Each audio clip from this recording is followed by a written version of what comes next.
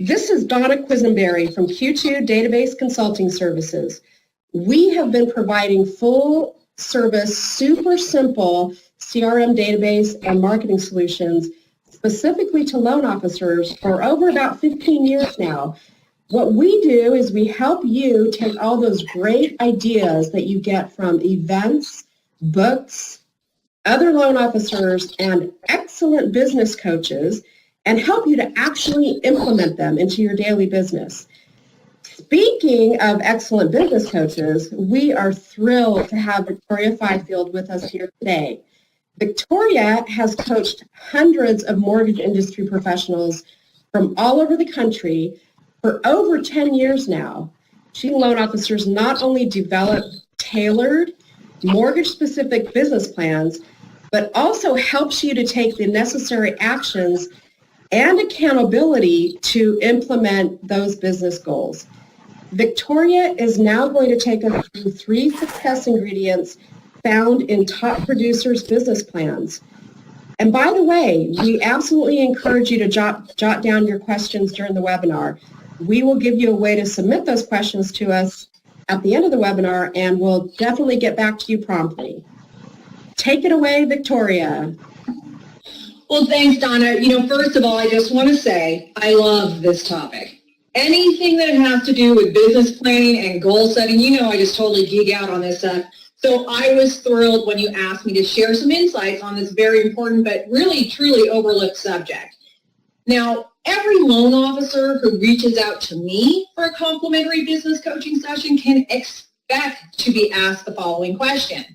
Do you have a business plan?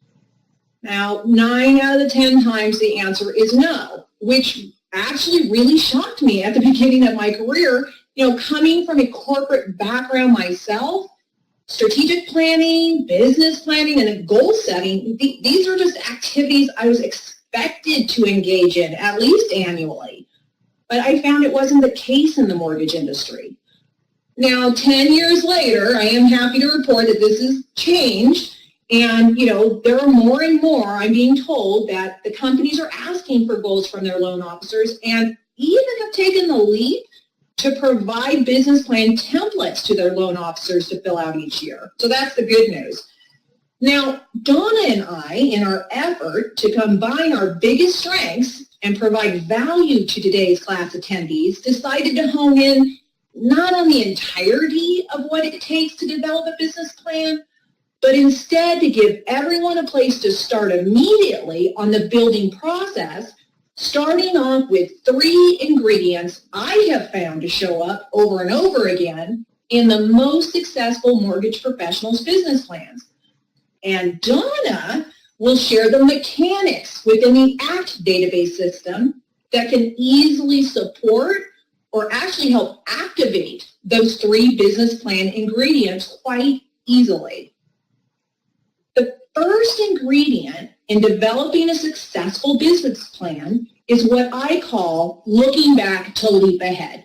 Now, the most successful loan officers review their numbers and activities from the previous year in order to make less emotional, more numbers-based decisions about the goals they're going to write for this coming year's business plan.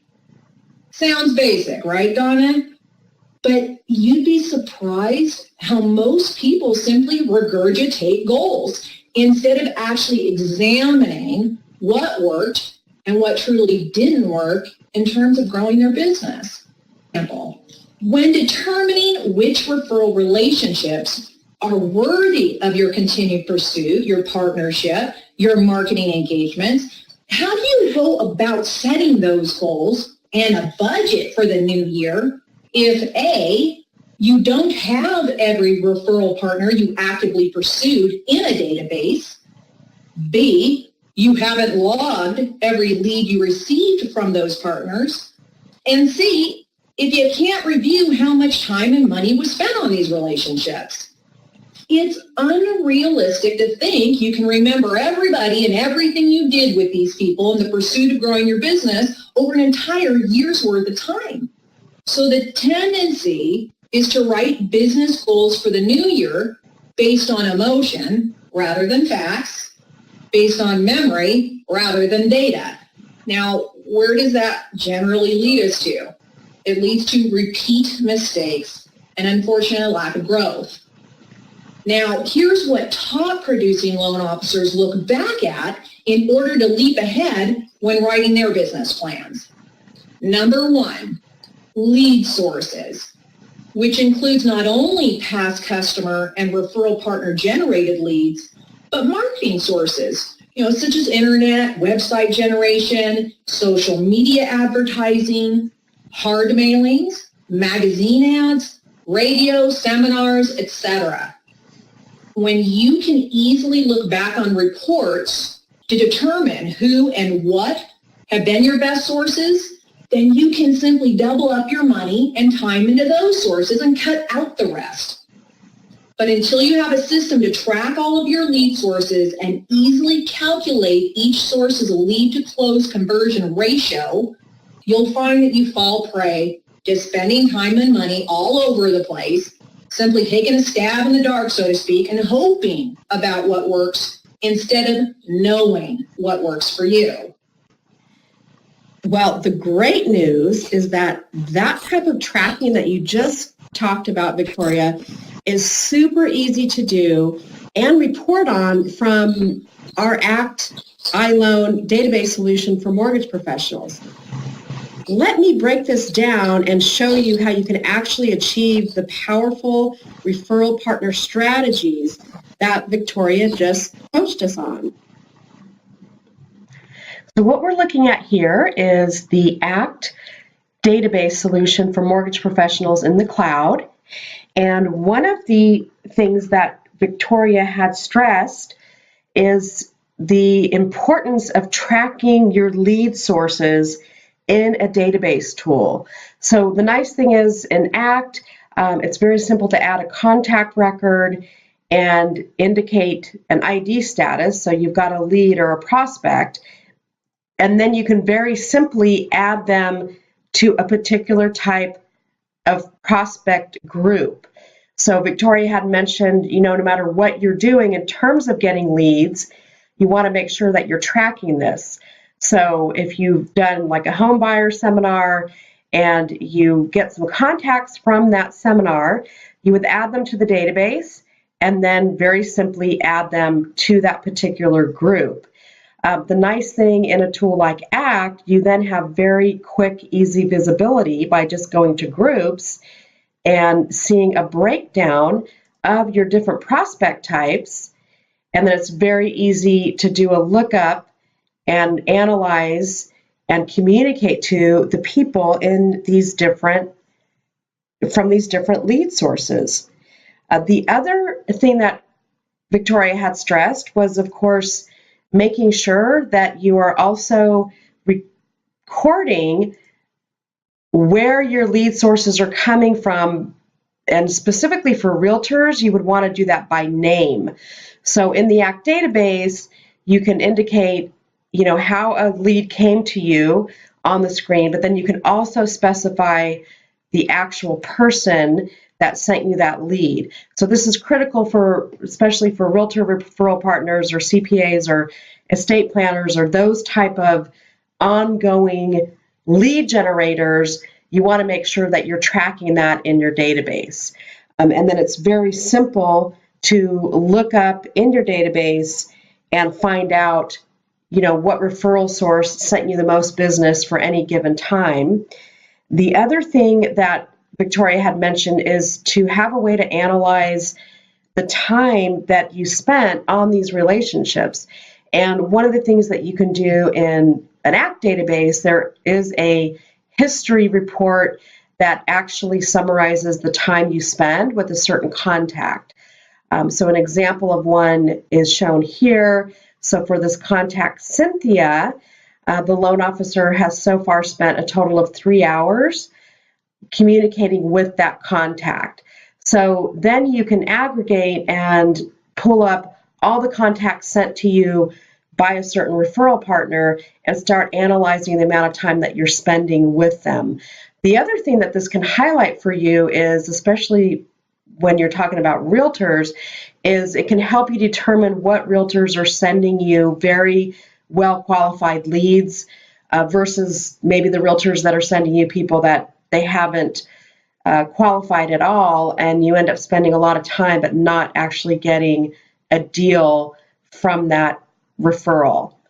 So at any rate, again, very simple in an ACT database to track referral sources and also categorize by all other types of lead funnels that you may be working with.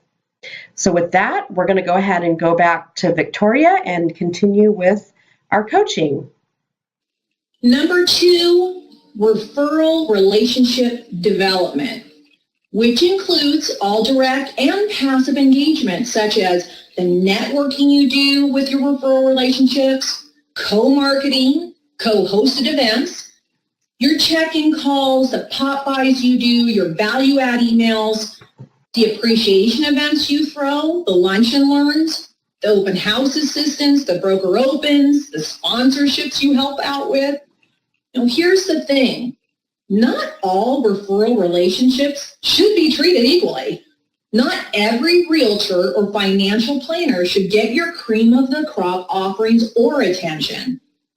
For example, let's say you've got a realtor you've been pursuing with requests to meet one-on-one. You've been sending them value-add emails. You've been creating open house flyers for them. You've been calling on them for, let's just say, a 3-month period of time. But they're giving you little to no opportunities. These folks should be immediately tagged as a C realtor and assigned to only really receive your passive marketing items, such as the things that come out of your automated email drip campaigns, just so that you can remain top of mind. So, Victoria, can you explain a little bit more about what you mean by a C realtor?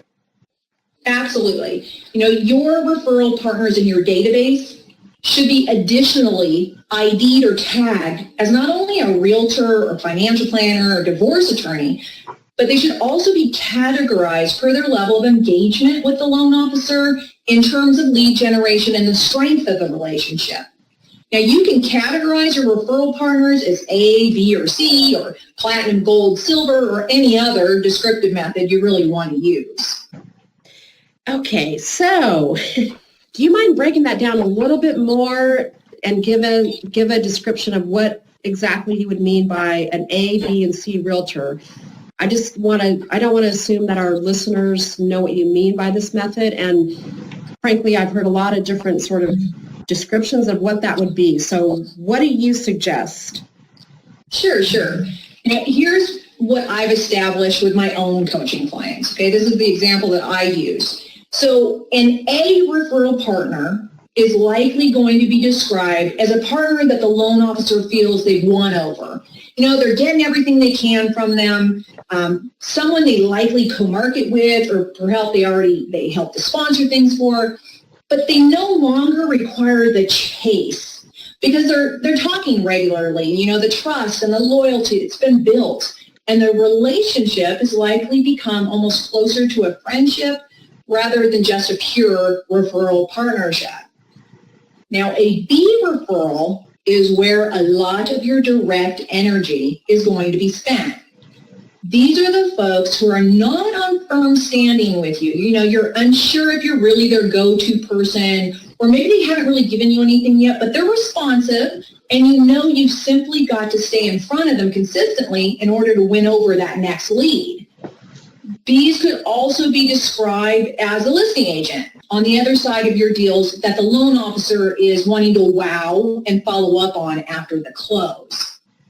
And a C, like I mentioned just a couple minutes ago, this is a potential referral partner who maybe is just simply not responding to your emails or calls or your invites right now, or they may have told you that they're happy with their current lender. So this group is only going to receive your passive marketing. No energy, no money is being spent here. Now, if for some reason a C realtor reaches out to you with a question or a lead, then they're going to immediately be recategorized into the B zone, so you can begin a more direct relationship building pursuit again. Now, I just want to make sure that, does that all make sense, Don? I mean, do any of my A, B, or C descriptions leave you with any questions? Well, yes. I mean, overall, I'm getting the strong sense that definitely winging it doesn't work and that you need to have a strategy with your referral partners if you want the best results. Okay, that sounds good. So what you described really does sound like an excellent strategy for making sure that loan officers are spending time where it pays off the most. Okay, I got that. I do have a question for you. What is the best real-life approach for loan officers keeping their realtors in the right category? I mean, you mentioned, I call it promotions on the fly, for example, when a C referral partner does something that would get them bumped up into the B category. But in real life, that kind of immediate databasing task, if you will, doesn't always happen. So would you say that it would be a good idea to have like something like a recurring reminder on a calendar so that every quarter or so the loan officer goes through their realtor list and either promotes or demotes realtors and referral partners as they see fit? I mean, so how do top producers stay on top of this categorization? Well, you want to ensure that you keep this habit of reviewing your referral partner relationship status in the forefront of your mind. Now, loan officers should give themselves a monthly recurring reminder in their calendar. Now, with my own clients, we call this the monthly realtor review day. And that's when they peruse their entire B realtor list, which are the ones, that they are working the hardest on to move the relationship forward and into the A zone. Reviewing your entire referral partner database should be set to happen twice a year.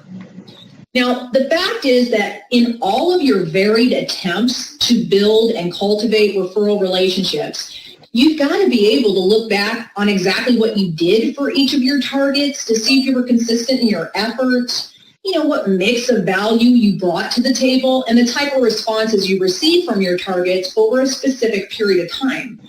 Then you will have a clear idea of which referral relationships are worth your continued pursuit and partnership and your money and time, and who you simply need to relegate to passive systems where there is no effort on your part, or maybe you've got folks in there that you just need to dump altogether from your database. I have seen mortgage professionals continue to support referral partners who simply don't give back, or they only give 1 or 2 crummy leads a year, and yet the loan officer continues to take them out to lunch or call on them and jump to take their calls. Now, Donna, I want to be clear. I am not saying delete every referral partner who doesn't give you a lead in 3 months. I just want to say that you need to know when to draw your line in the sand so you don't unnecessarily waste time, energy, and money on fruitless efforts.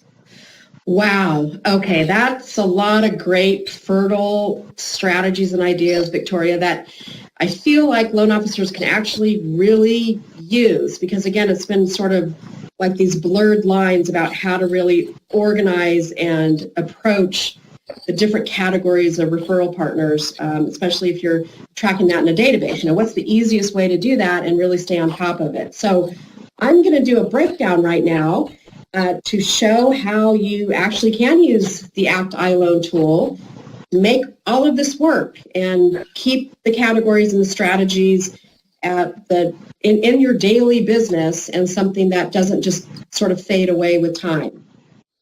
We are back looking at the ACT iLoan database, and one of the things that Victoria was explaining was the importance of not only having all of your referral partners in your database, but also specifically for realtors, having a method of categorizing what realtors you should be spending the most time with.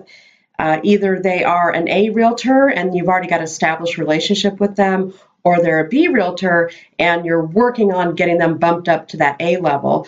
And then also having visibility to your C level realtors, which I liked Victoria's word crummy because then it's easy to remember that a C realtor is you would think of as a crummy realtor, and they're really not giving you leads or very qualified leads. So one of the things is in the ACT database, when you add a record and they happen to be a realtor, you would identify that by updating the ID status to realtor from the pull down. So then it's very easy to find all your realtors in your database. And then you can utilize and act the groups function to work with that categorization that Victoria spoke about. So if I go to groups, I'm going to go ahead and go to my realtors group. And what I have here is the A, B, and C realtors. So the A realtors are, again, your top level realtors. You've already got trust and loyalty established, and they engage you pretty much for every single deal they come across. And then you've got B realtors who are responsive and engaged, like Victoria said. So you're really working on bumping them up to the A level. And she had mentioned that a really good strategy is that you have a monthly realtor review day where you're really assessing these B realtors to see if you can possibly move somebody up into the A level. And that way you're keeping track of those categories. The C realtors, like I said, C for crummy.